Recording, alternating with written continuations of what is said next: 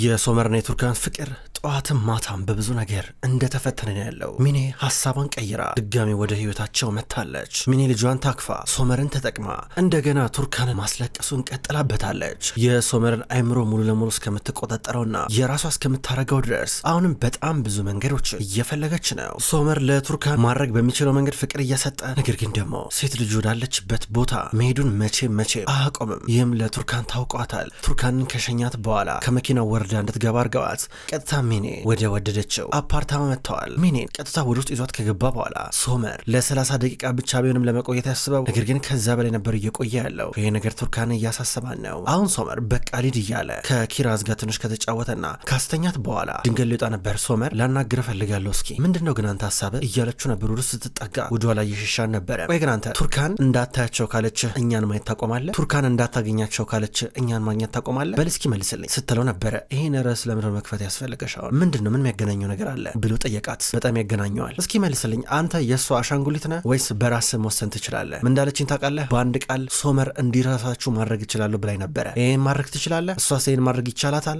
ብላ ጠየቀችው። ሲጀመር እኔ ማንም አሻንጉሊት አይደለሁ፣ የቱርካንም አሻንጉሊት አይደለሁ፣ በራሴ ማረገውን ነገር መወሰን ማሰብ ምችል ሰው ነኝ ብሎ ትቷት ሄደ። ሁሉንም ነገር ለሴት ልጁ እንደሚያረግ ተናግሮ ሲሄድ አሁን ሚኔ ተረጋጋች። በሌላ በኩል ዶኑሻውንም ቢሆን በሚስጥር የያዘችውን ይዛ የዳሪያ ጥርጣሬ ግን ገና ካሁኑ እየባሰበት መጥተዋል። ጥያቄ እየጠየቀች ነው። ዶኖች ትነጫነጫለች። አዳዲስ ባህሪ እያመጣች ነው። ዳሪያ ግራ እስኪገባ ድረስ ሁለቱ ልጆቿ ሲጨቃጨቁ በጨረፍታ የሰማችው ነስሪንም ብትሆን የዶኖች አዲስ ባህሪ እያሳሰበ መጥተዋል። ከዛ በኋላ ዳሪያ ምሮ መጨቃጨቁት እያለቻት ነው። ሁለቱም መናገር አልፈለገው። ሳድቅ ከመጣ በኋላ ነስሪን እያማከረችው ነው። ምናልባት ፋቴ የሆነ ነገር ብሏት ይሁን ተጠግቶ አለችው። አይ ወንድሜ ቃል ገብቶልኛል በፍጹም እንደዚህ ያደረግም እያላን ነው። ነስሪን ግን እየተጠራጠረች ነው። በሌላ በኩል ቱርካናንም ቢሆን ሶመር እስኪመጣ ድረስ እየጠበቀችው ነው። ግራ ገባት፣ ከበዳት። ወደዛ ወደዚህ እያለች ስትንቀሳቀስ ድንገት ሲመጣ የችው መኪና ውስጥ ዘላ አልጋዋ ላይ ወጣች። አልጋዋ ላይ ከተቀመጠች በኋላ መጽሐፍ ከፍታ ተረጋግታ እንደምታነብ መስላ ቁጭ አለች። እንዲህ ተረጋግታ ተቀምጣ እንዳለ እሱ ገባ። ሲገባ የኔ ፍቅር አልተኛሽም እንዲህ እያለ ነበረ። በግማሽ ሰዓት መምጣት ነበረ፣ በሰላም ነው የቆየው አለችው። ምን ላርክ ታዲያ እንደው ኪራዝን ሳያት በጣም ደስ አለኝ። በቃ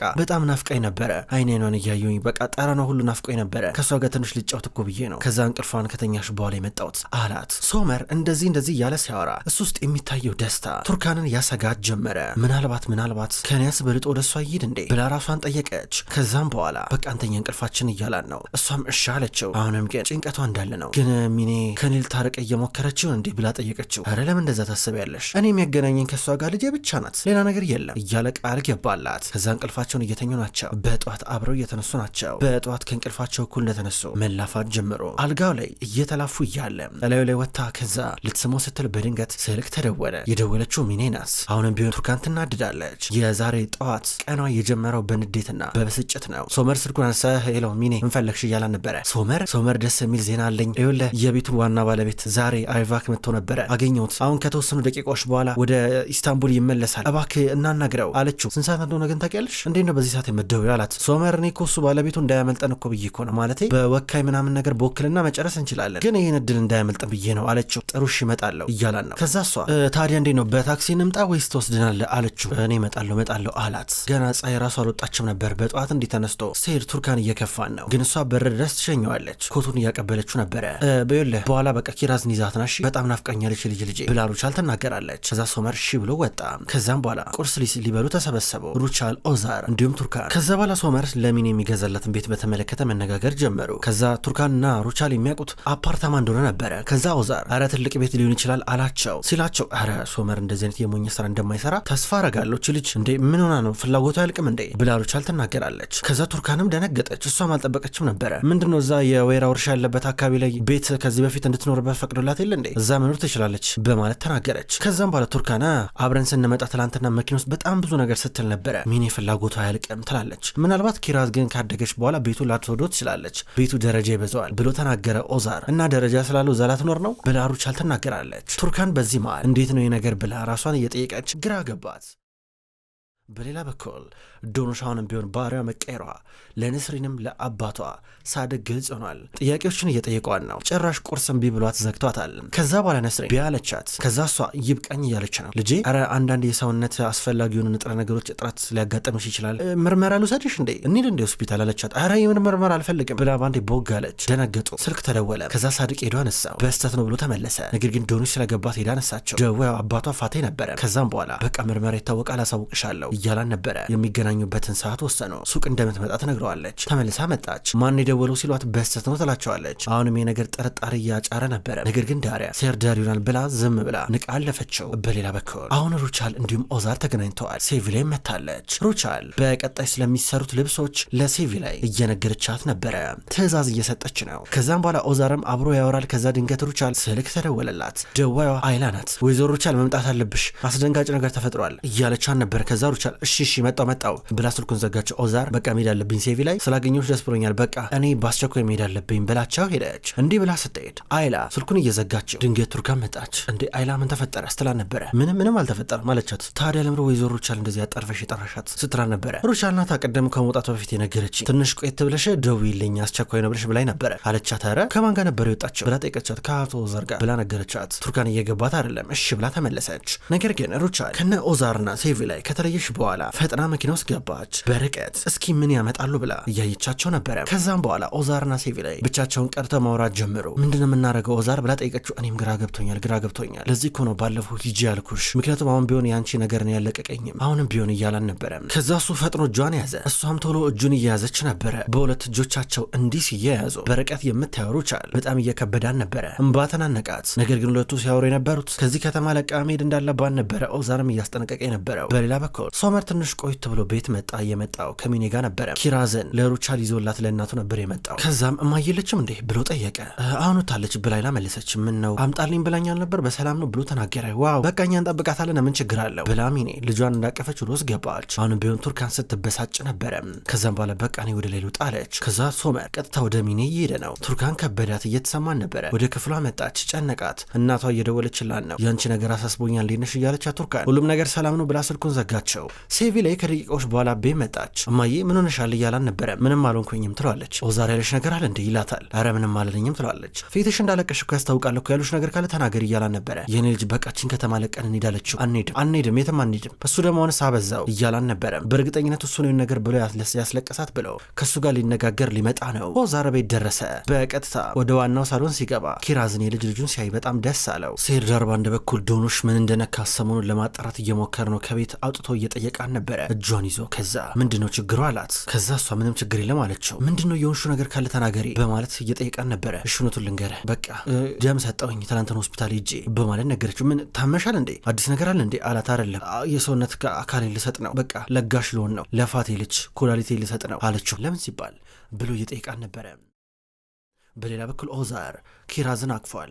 ድንገት ሩቻል መጣች። እሷም ደስ ብሏት ኮቷን እያወለቀች ከዛም በኋላ ኦዛር ናስኪ ወደ ቢሮ ትለዋለች። ከዛም በኋላ እሱ ተከትሏት ወደ ውስጥ ገባ። እንደገባ የሆነ የታሸገ ነገር በካኪ ወረቀት ፎቶ ሰጠችው። ከዛ ምንድነው ብሎ ሲጠይቃት ከዛ ሌላ ፎቶ ደግሞ ይዛ መጣች። ይሄ ያመጣችው ፎቶ የቆየ ነበረ። ይህም ኦዛር በተደጋጋሚ ወደ ሴቪላይ ቤት በማታ ሲመጣ ከተነሱ ፎቶዎች መካከል አንዱ ነው። የነ ሴቪላይ ቤት መኪና ውስጥ ተቀምጦ ከመኪና ውስጥ ወጥቶ ከዛ ወደ በሯ ሲጠጋ የመሳሰሉት በርካታ ዝርዝር ፎቶዎች ተካተውበታል። ይህም ፎቶ ሲመለከት በጣም ደነገጠ፣ አዘነ፣ ቁጭ ብሎ እያሰበ ነበረ። ሌላም ፎቶ አካታለች። ከዚህ ቀደም ለብቻ ተገናኝተው ቆመው ሲያወሩ የነበሩበትን። ኦዛር ራሱን እንዳይከላከል፣ እንዳይዋሻት፣ እንዳይክዳት አርጋ ነበረ ዝም ያስባለችው። በሌላ በኩል አሁን ፋቴ ከሴርዳር ጋር እየተከራከረ ነው ያለው። ሴርዳር ለምንድነው የሴት ልጅን ህይወት ምበጠብጠው እያለው ነው። ከዛ ሁለቱም መደባደብ ጀመሩ። እየጣሉ እያለ ዶኑሽ መጣች። ዶኑሽ መታ እያገላገለቻቸው ነው። በአንድ በኩል ሙስጠፋ አባቱን ሊያናግረው ቤት መጣ። በረጋው ቆሞ አይላ ቆይ ልጥራለ ብላ ወደ ውስጥ ገባች። ከዛ ኦዛር ከሩቻል ጋር እያወራ ነበረ።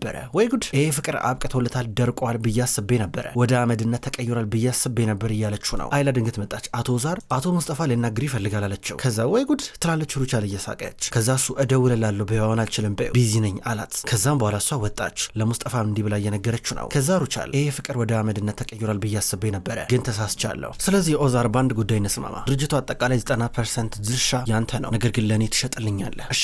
ላለፉት አመታት በህይወቴ በጣም ብዙ ተሰቃይቼ ተሰቃይቻለሁ፣ ከዚህ በላይ መሰቃየት አልፈልግም፣ እንድታሰቃየኝም አልፈቅድልም አለችው። ቀና ብሎ እያያን ነው። አይላ ሄዳ ለሙስጠፋ አሁን ቢዚ ነው ስትለው ምንድነው ማነኝ ነው የሚለው ብሎ ወደ ውስጥ ገባ። ወደ ውስጥ እየገባ እያለ ድንገት ሩካን አገኘችው። ላናግር አለችው። ተያይዘው ወጡ። ከዛም በኋላ ከእህቴ ገለል በል እያለችው ነው። ከእህቱ እንዲርቅ ጠየቀችው። ለምን ምን አረኩኝ አላት። ከእህቷ ጋር ስሜት እንዳቀራረባቸው ነገራት። ነገር ግን እሷ እያመነችው አይደለም። መጀመሪያ ስትተዋወቀኝ ሌላ ሰው ነበር፣ ከዛ የፋብሪካ ሰራተኛ ነኝ ብለኝ ተግባባኝ፣ ከዛው ደግሞ የምትለኝ ሌላ ምንድነው አላማ ቆይ አንተ አለችው። ምንም አላማ የለኝም እያላት በአንድ በኩል ሶመር ከሚኔ ጋር ነበረ። ሚኔ ልጇን ይዛለች። ድንገት አይላ ገባች። አይላ ስትመጣ ሚኔ አልተመቻትም። ከሶመር ጋር ብቻዋን መሆን ፈልጋ ነበረ። ከዛ ሆን ብላ አይላ ሶፋውን ማስተካከል ጀመረች። አይላ ስራሽን ጨርሰሻል እኮ አለቻት። አልጨረስኩም ትንሽ ይቀረኛል ስትል ነበረ።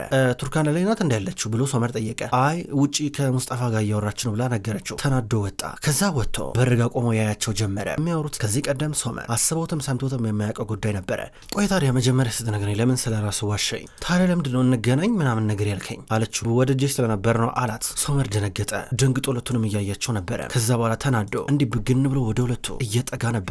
ምንድን ያረከው ብሎ ሙስጠፋ ሊደበድቡ እየተቃረበ ነው። በአንድ በኩል ሚኔ ምን ተፈጠረ ብላ ይህን ወሬ ለማየት እየወጣች ነው። ሶመር ሙስጠፋን እየደበደበው ነው። ተናዶ ማነኝ ነው የምትለው ብሎ ሲደበድበው ሚኔ ልጇን እንዳቀፈች ቀጥታ ወደ እነሱ እየቀረበች ልጇን ላይላ ሰታ ለመገላገል እየሞከረች ነበረ። ከዛ ይህን ጨዋታ ሰምተው የመጡት ኦዛርና ሩቻል ናቸው። ኦዛር ሙስጠፋን እንደያዘው፣ ሩቻል ደግሞ ሶመርን ይዛለች። እንደዚህ እያደረጉ ገላገሏቸው። ቱርካንም አብራቸው ቀርታለች። ኦዛር ከዛ ትንሽ ሙስጠፋ ፊቱ ጉዳት ስለደረሰበት ይዞት እየሄደ ነበረ። ከዛ አሁን ሁሉም ቱርካን ላይ እየፈረደ ነው ያለው። ቱርካን ምን እየተካሄደ እንዳለ ትነግሪኛለሽ ብላ ሩቻል እየጠየቀች ነበረ። በአንድ በኩል ሶመርን ቢሆን በተናገሪ ቱርካን ምንድን ነው እያላን ነበረ። ምን ልናገር ሶመር ምን ልናገር ስትለው ነበረ። እያንዳንዱን ነገር እንድነግሪኝ እፈልጋለሁ። እያንዳንዱ ነገር ምን ነበር ያጋጠመሽ እንዴት አወቅሽው እያላን ነበረ። ሶመር መጀመሪያ ተረጋጋ፣ ምን የሚነገር ነገር አለው? በቂ የሆነ ሰዓት ላይ የሆኑ ወንዶች ሲከተሉኝ ነበረ። ከዛ እሱ መጣ አባረራቸው። ከዛ ትንሽ ተቀምጠን ሻይ ቡና እንበል አለኝ። አልፈልግም አልኩት። ባለትዳር እንደሆንኩኝ ነገርኩት። በቃ ችግሩ ተፈታ አለቀ አለችው። በቃ ችግሩ ተፈታ አይደለ? ሌላ ነገር የለም አልነካሽም አይደል አላት። ሶመር ምን የምታወራው ትለዋለች። እኔን አላምንም ምንድን ነው እየሆነ ያለው ነገር? ይሄ ሰውዬ አንቺ ጋር ደረሰ። ከዛ በኋላ ደግሞ ሳይሆንለት ሲቀር ወደ እህትሽ ተጠጋ። ምንድን ነው እየሆነ ያለው ነገር? ለምንድን ነው ያልነገርሽኝ አላት። ሶመር ምን የሚነገር ነገር አለው? በቃ ሁሉ ነገር ግልጽ እኮ ነው። ይሄ ያበቃለን ነገር እኮ ነው፣ የተረሳ ነገር እኮ ነው አለችው። ከዚህ በኋላ ግን ምንም ቢፈጠር እኔን ታማክርኛለሽ፣ ምንም ቢፈጠር ለእኔ ትነግሪኛለሽ እያላን ነው። ሩቻል እንዲሁም ሶመር እርግጠኛ መሆን ይፈልጋሉ። ቱርካን ከዚህ ቀደም ከሱ ጋር የሆነ ነገር እንደጀመረች በስትክክል ማወቅ ይፈልጋሉ። ቱርካን ከዛ ምንም ነገር የለም እያለቻቸው ነው። ለማመን ከበዳቸው። ሚኔም ብትሆን አረ ይሄ ነገር ቀላል አይደለም፣ አረ ልጅ እንደ ኦክቶፐስ ነገር ነው፣ ሰው ላይ ዝም ብሎ ይጣበቃል። ባለፈው ልታ ሆስፒታል እኔን ያደረሰኝ እሱ ነበረ፣ ብዙ ጥያቄ ስጠይቀኝ ነበረ አለች። ሁሉም ደንግጦ እያዩን ነበረ። ከዛም በኋላ በሉ በቃ ዳሪያም እንድትርቀው እናርክ ትላለች ሩቻል። አዎ የሀሳብ ጥሩ ነው እያለች ቱርካን በቀጥታ ትታቸው ትሄዳለች። ከዛም በኋላ ቀጥታ ወደ ሩቻል ቢሮ ገባች። ወደ ሩቻል ቢሮ ገብታ ወደ ጠረጴዛው ስትጠጋ ፎቶ አየች። ፎቶ ላይ ያየችውን ነገር ለማመን እየከበዳን ነው። ይህም ኦዛርና ሴቪ ላይ አንድ ላይ ሆኖ ነበር የተመለከተችው። ብዙ ነገር እያሰበች ነው። በሌላ በኩል ዶኑሽ እንዲሁም ሴርዳርና አባቷ ተፋጠዋል። ዶኑሽ ማናቸውም እንዲጨነቁ አልፈልግም፣ ከራሴ ማድረግ ያለብኝን ነገር አረጋለሁ፣ አያገባችሁም እያለች ነው። ሴርዳርንም ቢሆን ለእናትና ለአባቷ እንዳይናገር እያስጠነቀቀችው ነው። ለእህቷ ማድረግ የምትፈልገውን ነገር ማድረግ እንዳለባት ነግራቻቸው ትታቸው ወጣች። ኦዛር ልጁን ሙስጠፋን ሊያሳክም ሆስፒታል ይዞት መጥቷል። ክብሯን ተመልካቾች እንኳን ወደ ቅመም ስቶሪ የዩቲዩብ ቻናል በሰላም መጣችሁ። ክብሯን ተመልካቾች የወፍ ጎጆ ድራማ ከተጀመረ ብዙ ክፍሎች ተቆጠሩ። ውድ ተመልካቾች የወፍ ጎጆ ድራማ አሁንም ቢሆን ይቀጥላል። ሁልጊዜም ቢሆን ዘውትር እየመጣችሁ የምትከታተሉ በላይካችሁ በኮሜንታችሁ የምታግዙኝ የዘውትር ተመልካቾች በጣም አድርጌ ለማመስገን እወዳለሁ። ውድ ተመልካቾች በቀጣይ በአዳዲስ ክፍሎች ድጋሚ የምንገናኝ ይሆናል። እስከዛው ድረስ ግን በያላችሁበት መልካም ቆይታ ይሁን።